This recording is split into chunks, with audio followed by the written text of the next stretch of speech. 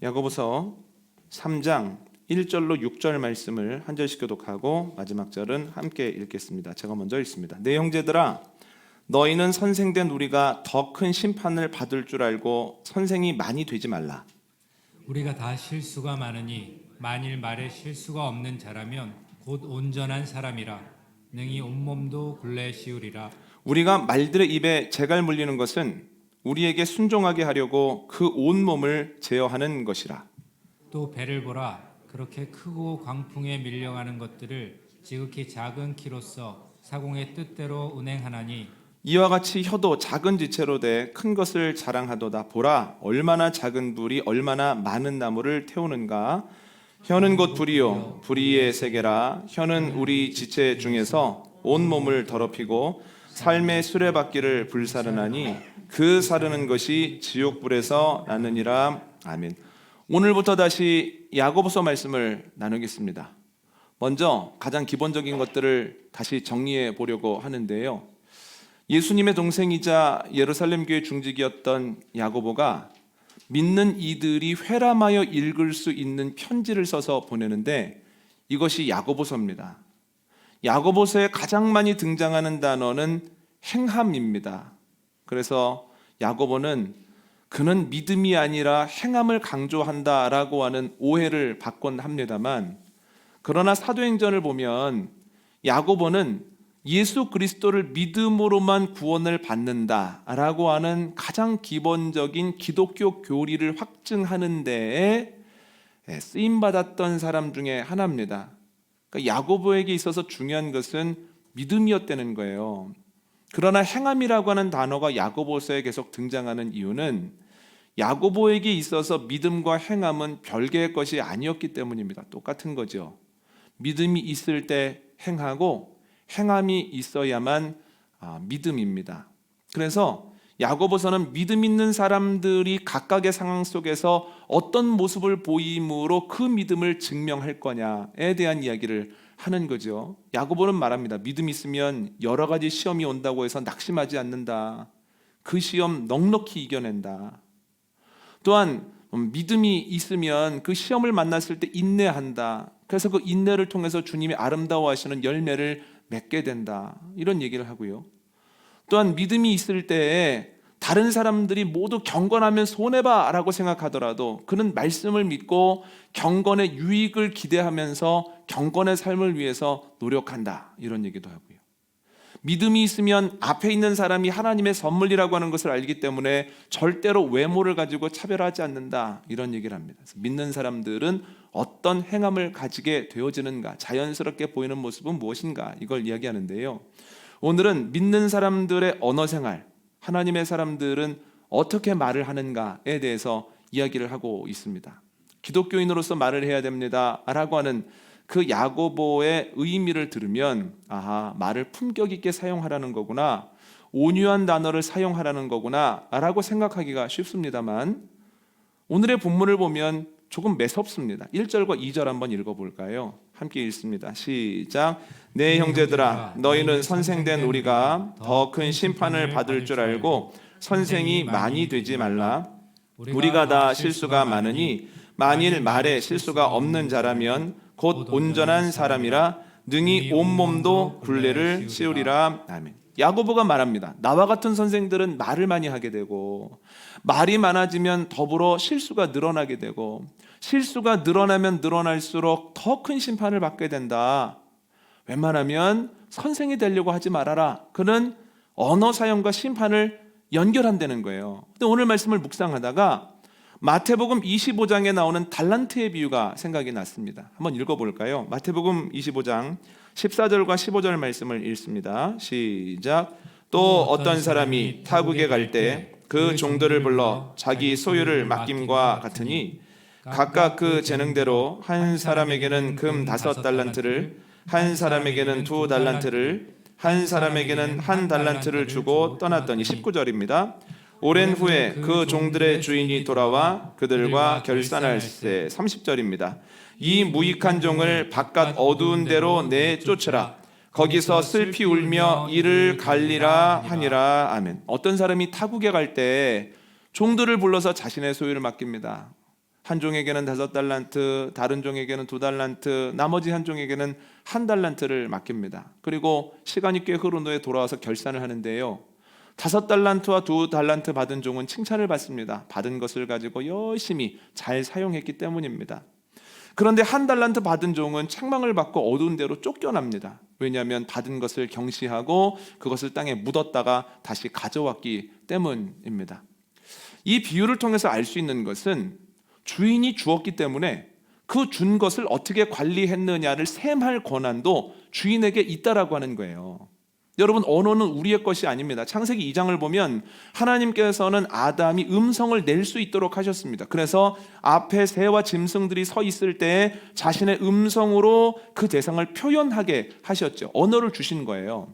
그리고 하나님께서 하와를 아담에게 주셨을 때 그의 언어가 꽃피게 되었다는 거예요. 언어는 우리의 힘으로 획득한 것이 아니라 하나님께로부터 선물로 주어진 것이고, 또한 이것을 사명으로 잘 사용해야 되는 것이다라는 거죠. 그래서 달란트를 주었던 주인이 셈할 권한을 가지고 있는 것처럼 우리에게 언어를 주신 하나님이 언어에 대한 셈의 권한을 가지고 계신다는 거예요. 그날이 되면 많은 것을 셈하실 겁니다. 내가 너에게 준 건강을 가지고, 건강한 다리를 가지고 어디를 주로 다녔느냐? 내가 너에게 건강을 주었는데 그 건강을 가지고 연약한 이들을 위해 힘쓰고 기도했느냐? 내가 다른 이들보다 너를 넉넉하게 하였는데 그 넉넉한 것을 가지고 어려운 이들을 도왔느냐? 내가 너의 지경을 넓혀 주었는데, 너의 집도 넓게 만들었는데 그 공간이 하나님의 영광을 위해 쓰이도록 네가 힘쓰다가 왔느냐? 여러 가지로 물으시겠죠. 언어도 그 중에 하나입니다. 내가 너에게 언어를 주었는데 그 언어를 잘 사용하다 왔느냐? 너만을 위해서 사용한 것은 아니겠지? 그 언어를 잘못 사용해서 다른 사람들을 아프게 한 것은 아니겠지? 주님께서 그것을 가지고 셈하시고 또한 그에 대한 칭찬과 그에 대한 책망을 하실 수도 있다라고 하는 거예요. 여러분, 언어가 주어진 선물과 사명임을 기억하고 그때 셈할 것을 분명히 기억함으로 잘 사용하는, 그래서 주님을 기쁘시게 하는 저와 여러분 되시기를 원합니다. 그런데 왜 우리가 언어를 잘 사용하면 주님 기뻐하실까요? 주 5일을 기준으로 하면 어제부터 설 연휴입니다. 설이 되면 이제 아이들은 어른들께 세배를 하고 세뱃돈을 받지 않습니까? 그러면 세뱃돈을 주실 때 어른들의 마음은 어떤 겁니까? 이걸 잘 사용했으면 좋겠다. 꼭 필요한 데 썼으면 좋겠고, 이걸 통해서 아이가 어디를 가든지 좀 넉넉했으면 좋겠다 마음이, 이런 마음으로 용돈을 주시고 세뱃돈을 주시지 않습니까? 그런데 그 세뱃돈의 이 가치라고 하는 것은 주는 일을 통해서 정해지는 것이 아니라 쓰는 사람을 통해서 정해집니다. 그 받은 것을 가지고 좋은 것에 사용하면 그 할머니 할아버지의 마음을 기쁘시게 할 만큼 좋은 가치를 띠게 되죠. 그런데 세뱃돈을 주었는데 기쁨을 누리고 감사하기는커녕 옆에 있는 동기에 이렇게 봉투를 보면서 너는 얼마 받았니? 나보다 더 받았냐고 막 싸우고, 또 그것을 가지고 할머니 할아버지가 보기에 좀 안타까운 모습으로 돈을 사용하게 되어지면 좋은 의도로 주었음에도 불구하고 그것이 좋은 것은 될 수 없다는 거예요. 제가 무슨 말씀을 드리려고 하는 거냐면, 하나님께서 우리에게 언어를 주실 때 그것을 잘 사용하고 또한 그것을 통해서 더 행복해지라고 그 언어를 주셨습니다만, 그것이 좋은 것이 되고 나쁜 것이 되고의 결정은 하나님이 하시는 것이 아니라 우리가 하게 된다는 거예요. 단적인 예가 아담입니다. 아담은 언어를 잘 사용해서 천국을 만들기도 하고 또한 언어를 잘못 사용함으로 모두의 지옥을 만들기도 한다는 거예요. 언어를 잘 사용할 때 모습을 한번 볼까요? 창세기 2장 말씀입니다. 창세기 2장 22절로 23절입니다. 시작. 여호와 하나님이 아담에게서 취하신 그 갈빗대로 여자를 만드시고 그를 아담에게로 이끌어 오시니 아담이 이르되 이는 내 뼈 중에 뼈요 살 중에 살이라 이것을 남자에게서 취하였은즉 여자라 부르리라. 아멘. 하나님께서 하와를 데리고 오자 아담이 너무 기뻐서 노래합니다. 이는 내 뼈 중에 뼈요 살 중에 살이라. 나로부터 나왔으니 여자라고 부르는 것이 마땅하다. 이게 무슨 뜻입니까? 우리는 하나라는 거예요. 너무 잘 맞는다는 거예요. 행복하다고 하는 거예요. 여러분, 이 말을 할 때 아담의 자존감이 올라가겠죠. 노래할 때 이 노래를 듣는 하와의 마음에 기쁨이 넘치겠죠. 그리고 저는 이 아담이 언어 사용하는 모습을 보면서 많이 배웁니다. 아하, 하나님께서 언어를 주셨으면 그 언어를 사용하는 것이 마땅하구나. 음식이 맛있으면 맛있다고 하고, 기분이 좋으면 좋다고 하고, 가족이 있어서 너무 마음이 편안하다고 하면 그걸 표현해 줘야지. 아, 이 사람아, 말을 해야 알아? 다 아는 거지. 이거는 성경적인 언어의 사용이 아니구나. 여러분, 말을 해도 알까 말까입니다.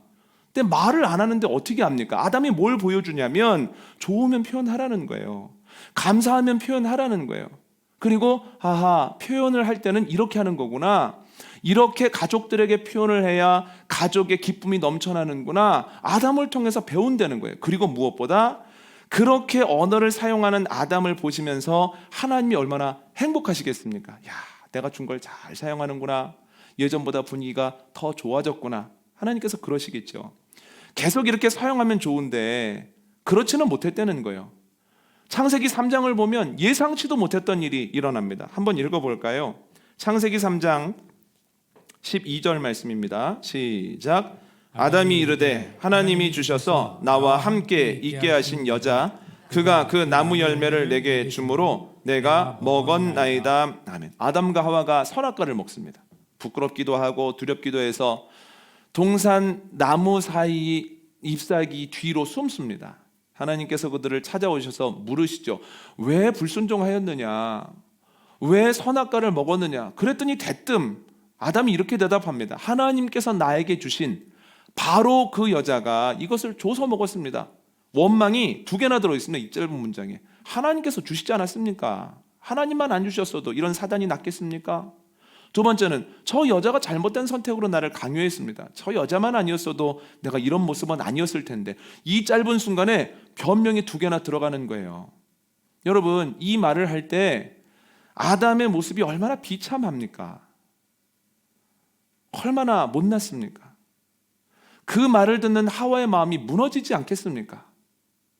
그것을 지켜보는 저희도 기분이 썩 좋지 않습니다. 저는 같은 남자로서 와, 못났다. 설사 그렇더라도 제가 먹었습니다. 안 먹겠다고 하는데 제가 하와 입에다 넣습니다. 하고 본인이 처벌을 받겠다고 하는 것이 낫지, 굳이 조금 경감시켜 보겠다고 이건 하나님 탓이고 이거는 배우자 탓이고 이건 그때 상황 탓이고 하는 모습을 보면서 너무너무 못나게 느껴지는 거예요. 근데 이 말씀을 묵상하다가 아이고, 우리 아들은 이렇게 안 됐으면 좋겠다. 말을 잘 사용했으면 좋겠다. 그러다 좀 더 나아가서 아유, 이런 사위는 안 들어왔으면 좋겠다 싶을 만큼 아담의 모습을 보니까 너무 못난 거죠. 그런데 무엇보다도 그 아담의 모습을 보는 하나님의 마음이 얼마나 무너져 내렸겠습니까? 좋은 언어를 주었는데 왜 저렇게 사용하나? 왜 스스로 못나지고 왜 듣는 사람을 아프게 하나? 하나님께서 그렇게 생각하지 않으셨겠습니까? 여러분, 하나님께서 주신 것을 잘 사용함으로 말하는 나는 자존감이 올라가고 듣는 상대방, 특히 배우자, 자녀들은 행복하고 그것을 옆에서 지켜보는 이들은 흐뭇하고 무엇보다 우리에게 언어를 주신 하나님의 마음에는 행복이 가득한 은혜가 저와 여러분에게 있기를 원합니다. 언어만 잘 사용해도 이렇게 모든 사람들이 기쁨을 누릴 수 있다는 거예요. 그런데 여러분, 언어를 잘 사용하기 위해서 우리가 기본적으로 알아야 되는 것이 있는데 2가지로 정리해 봤습니다. 첫 번째 우리가 알아야 되는 것은 언어의 능력입니다. 성경을 보면 언어는 대단한 힘을 가지고 있습니다. 한번 읽어볼까요? 창세기 2장 19절입니다. 시작. 여호와 하나님이 흙으로 각종 들짐승과 공중의 각종 새를 지으시고 아담이 무엇이라고 부르나 보시려고 그것들을 그에게로 이끌어 가시니 아담이 각 생물을 부르는 것이 곧 그 이름이 되었더라. 뭐라고 이에 나와 있습니까? 아담이 각 생물을 부르는 것이 그 이름이 되었다는 거예요. 언어를 짧게 사용했는데 그 사용한 순간에만 들리고 사라져버린 것이 아니라 그 사용했던 언어가 계속해서 남고 그것이 그 동물들을, 그 새들을 규정하더라고 하는 거죠. 그래서 언어의 특징은 지속성입니다. 한번 내뱉어진 말은 다시 주워 담을 수 없을 뿐만 아니라 지워지지 않고 계속 가는 경우가 많습니다. 제가 신학교를 다닐 때 조금만 걸어가면 광화문이 있고 거기에 큰 서점이 있는데요. 들어갈 때 보면 돌에 이런 말이 새겨져 있습니다. 사람은 책을 만들고 책은 사람을 만든다. 그런데 책 대신에 말이라고 하는 단어를 넣어도 전혀 이질감이 없습니다. 사람은 말을 하고 말은 사람을 만든다는 거예요. 어떤 대상이 어떤 말을 꺼내게 되었을 때 그 말은 나에게 혹은 누군가에게 굉장한 영향을 지속적으로 준다라고 하는 거죠. 지난 주간에 멘토 목사님을 잠시 찾아뵀습니다. 그런데 10년 만에 반가운 손님을 만났습니다. 그곳에서 3년 정도 전도사로 사역을 하고 지방으로 내려갔던 그 전도사님이 목사 안수를 받고 부목사님으로 오셨더라고요. 너무 반가워서 잠깐 이야기를 나누는데 제가 물어봤습니다. 그동안 괜찮으셨습니까? 공교롭게도 목사님이 가셨던 두 군데 교회에 대한 이야기가 이렇게 저렇게 험한 이야기가 들리던데 괜찮으셨습니까? 그랬더니 한숨을 푹 쉬면서 만만치 않더라고요. 너무 힘들던데요. 이렇게 얘기를 하는데 그렇게 얘기를 안 해도 10년 만에 만나는데 얼굴에 얼마나 고됐는지가 그대로 묻어 있습니다. 그런데 갑자기 이런 얘기를 하는 거예요. 그런데 목사님, 저를 붙잡아 준 것이 있습니다. 제가 3년 정도 사역을 하고 그만두는데 목사님이 그 그만두는 주에 주보의 칼럼에다가 박 전도사는 이런 사람입니다. 7가지 장점을 가지고 있습니다. 그는 하나님 앞에 신실한 사람입니다. 사람을 사랑하는 사람입니다. 끝까지 포기하지 않는 사람입니다. 작은 것을 볼 줄 아는 사람입니다. 7가지의 장점을 쓰고 그 밑에다 간단히 코멘트를 달아놨다는 거예요. 그런데 본인이 불안한 마음을 가지고 시골로 내려갈 때 그 주보에 있는 칼럼을 보면서 펑펑 울었다는 거예요. 야, 이렇게 나를 잘 봐주셨나? 그리고 그것이 너무 아까워서 사진을 찍어놨는데요. 정말 힘들어서 더 이상 못하겠는데, 나 이제 도망가야 되겠는데 라고 느낄 때마다 그 사진을 보면서 그래, 나는 하나님 앞에 신실한 사람이지, 포기를 모르는 사람이지, 난 작은 것을 아낄 수 있는 사람이지, 그러면 한 번 더 참아볼까? 나를 이렇게 봐주는 사람이 있는데 한 번 더 견뎌볼까? 넘어볼까? 하면서 10년을 왔다는 거예요. 제가 그걸 보면서 와, 하나님께서 우리에게 주신 말이라고 하는 것은 굉장한 능력을 가지고 있구나. A4 용지 3분의 1도 안 되어지는 그 작은 종이 조각이, 거기에 쓰여진 글이 한 목회자와 가정을 붙들고 끝까지 주님을 떠나지 않도록 붙들더라는 거예요. 여러분, 우리도 이와 비슷한 경험을 합니다. 누군가로부터 받은 격려, 칭찬, 위로, 내가 보지 못했던 통찰을 통한 시원함, 이런 것들이 시간이 아주 오래 지났음에도 불구하고 나를 위로하고 나를 붙드는 경우가 있습니다. 반대로 누군가가 했던 말이 여전히 빗으로 나에게 꽂혀 있어서 비슷한 상황이 되어지고, 또한 그것이 생각날 만한 여러 가지 환경이 되어지면 움츠러들게 만들고 아프게 만들고 화나게 만드는 경우가 있다라고 하는 거예요. 여러분, 언어는 순간적으로 표현되지만 그 영향력은 지속성을 가지고 있다는 거예요. 이것을 알고 말을 사용할 때 하나님이 기뻐하시는 모습대로 그 말을 사용할 수 있다라고 하는 거죠. 그런데 문제는 그 말이 지속될 뿐 아니라 굉장한 힘도 함께 갖고 있다는 거예요. 오늘 본문 3절로 5절 한번 읽어볼까요? 함께 읽습니다. 시작. 우리가 말들의 입에 재갈 물리는 것은 우리에게 순종하게 하려고 그 온몸을 제어하는 것이라. 또 배를 보라. 그렇게 크고 광풍에 밀려가는 것들을 지극히 작은 키로서 사공의 뜻대로 운행하나니, 이와 같이 혀도 작은 지체로 돼 큰 것을 자랑하도다. 보라, 얼마나 작은 불이 얼마나 많은 나무를 태우는가. 아멘. 야고보는 사람과 언어 혹은 혀를 3가지 은유로 설명을 하는데요. 첫 번째는 야생마와 그 입에 물리는 재갈입니다. 두 번째는 큰 배와 그 방향을 조정하는 키입니다. 세 번째는 울창한 숲과 그 안에 떨어진 작은 불입니다. 이게 무엇입니까? 작은 것이지만 그것을 통해서 전체가 영향을 받는다는 거예요. 말에 재갈이 물려있느냐 물려있지 않느냐에 따라서 천방지축으로 날뛰는 아무런 쓸모없는 말이 되는가 하면 그 말이 전쟁에서 혁혁한 공을 세울 수도 있다는 거예요. 아는 사람이 키를 잡았느냐 아니냐에 따라서 그 배는 목적지에 도착하기도 하고 망망대해를 표류하기도 한다는 거예요. 작은 불이 잘 관리가 되느냐에 따라서 그것이 유익하게 쓰이는가 하면 그것 때문에 온 숲이 다 불타버릴 수도 있다라고 하는 거죠. 아주 작은 것이지만 전체적인 영향을 미치는 것, 이것이 언어의 힘이라고 하는 거예요. 작은 것이지만 작지 않구나. 내 삶을 움직이고 나와 관계 있는 사람까지도 움직이는구나. 이거 참 잘 사용해야 되겠구나. 두렵고 떨리는 마음을 가지고 있을 때 하나님께서 기뻐하실 만큼 말을 잘 사용할 수 있다라고 하는 거죠.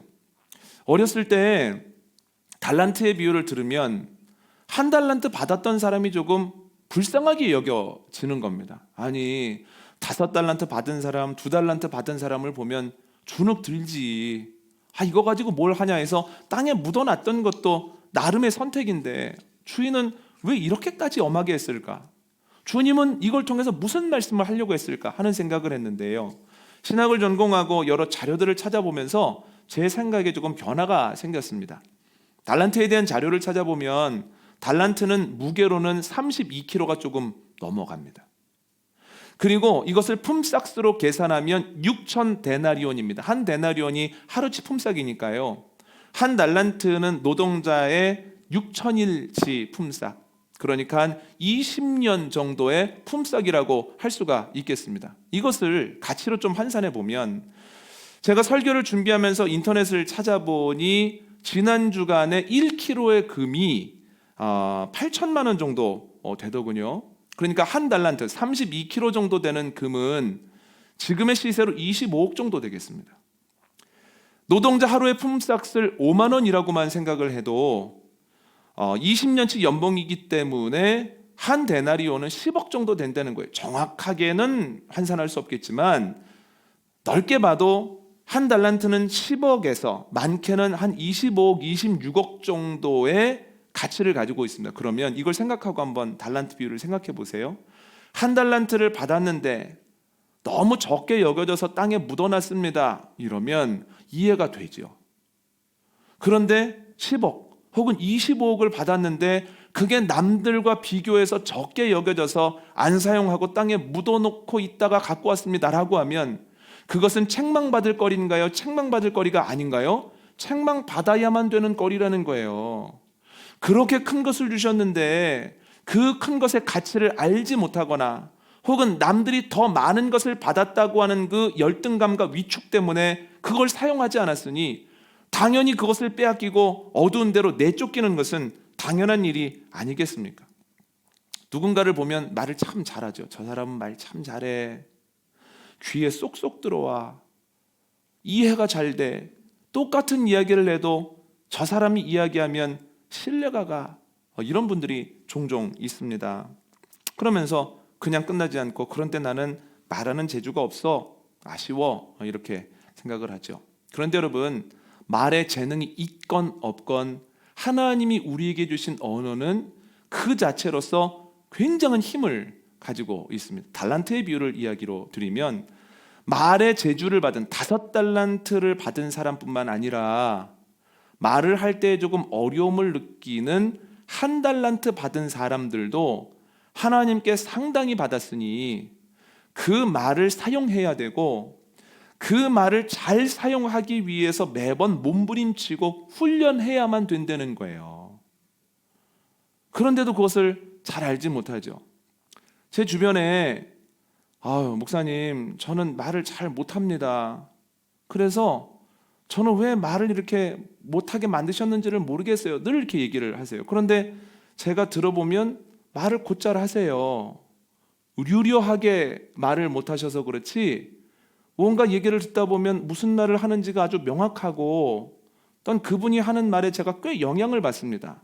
그래서 제가 하루는 왜 말을 못한다고 생각하는지 좀 설명해 보라고 그랬더니 얼마나 논리정연하게 본인이 말 못한다는 것을 설명하는지 제가 듣다가 이분은 말을 못하는 거야 잘하는 거야 헷갈려졌습니다. 제가 무슨 말씀을 드리고 싶은 거냐면 다른 사람 보면서 나는 말 잘 못해, 나는 언어에 달란트가 없어 라고 생각하는 것은 성경적이지 않다는 거예요.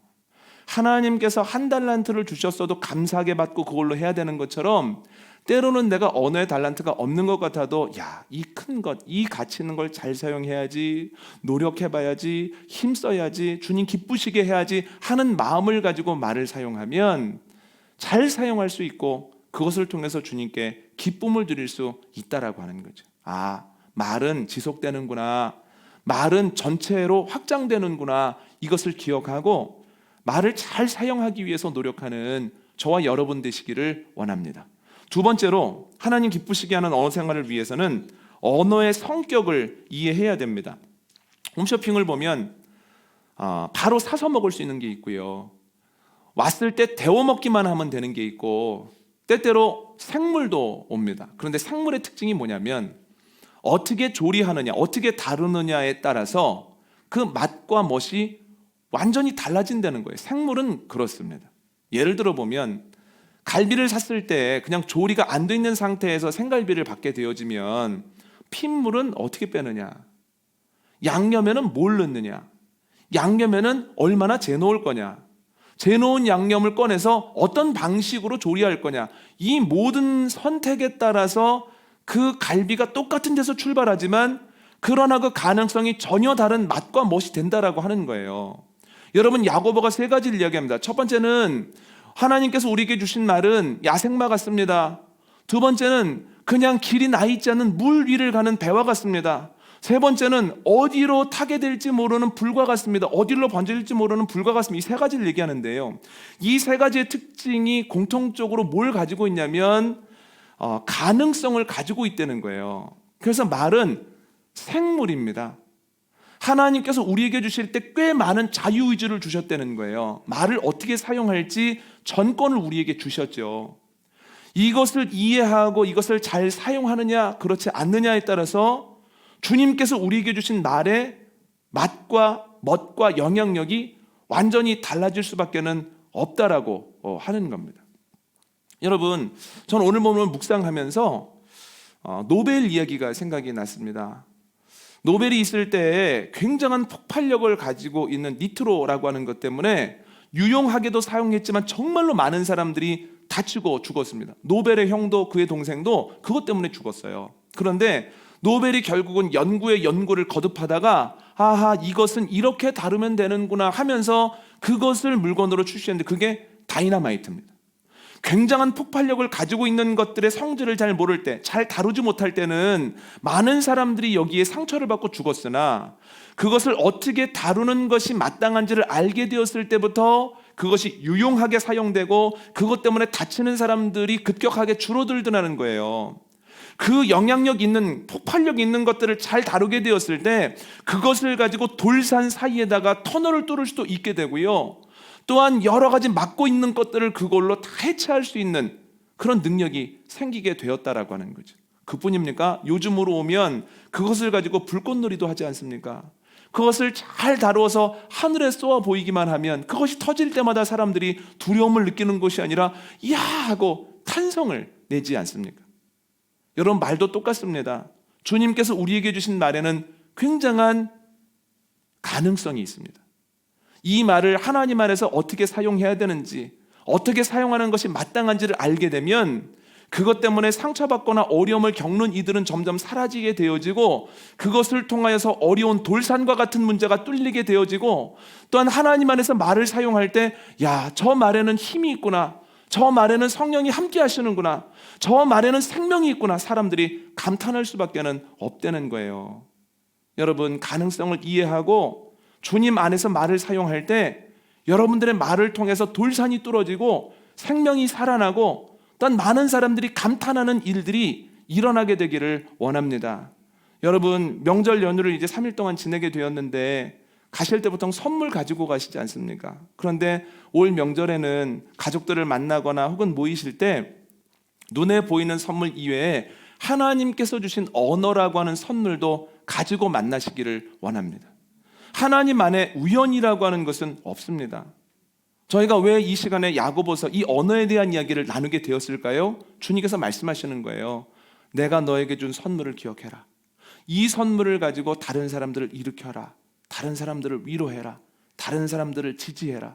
여러분, 선물을 가지고 가족들을 만나고 그 선물을 가지고 가족들을 일으킴으로 자존감이 올라가고 그 사람을 기쁘게 하고 또한 하나님을 행복하게 만드는 복된 명절 되시기를 원합니다. 오늘 말씀 정리하겠습니다. 주님께서는 우리에게 언어를 주셨습니다. 그래서 어떻게 사용했는지 셈하실 권한도 가지고 계십니다. 주님은 우리가 잘 사용하기를 바라시죠. 어떻게 사용하느냐에 따라서 언어는 아주 좋은 것이 되기도 하고 매서운 것이 되기도 합니다. 잘 사용하여 주님을 기쁘시게 하기 위해서 기본적으로 저희가 두 가지를 알고 있어야 되는데, 첫 번째는 언어의 능력을 알고 있어야 됩니다. 언어는 짧게 표현되어지지만 길게 남고 작은 것인 것 같아도 전체에 영향을 줍니다. 언어의 재주가 없는 것 같아도 말할 수 있는 것 자체가 굉장한 하나님의 은혜입니다. 그러므로 잘 사용하고 잘 사용하기 위해서 매번 힘써야 됩니다. 두 번째는 언어의 성격을 알아야 합니다. 언어는 생물입니다. 어떻게 다루느냐에 따라서 완전히 다른 양상으로 흘러갈 수 있는 생물이라고 하는 거예요. 그래서 주님 안에서 지혜를 얻어 잘 사용할 때 이 명절이 하나님께서 여러분들에게 주신 그 선물을 통하여서 가족들이 행복함을 누리게 되어지기를 원합니다.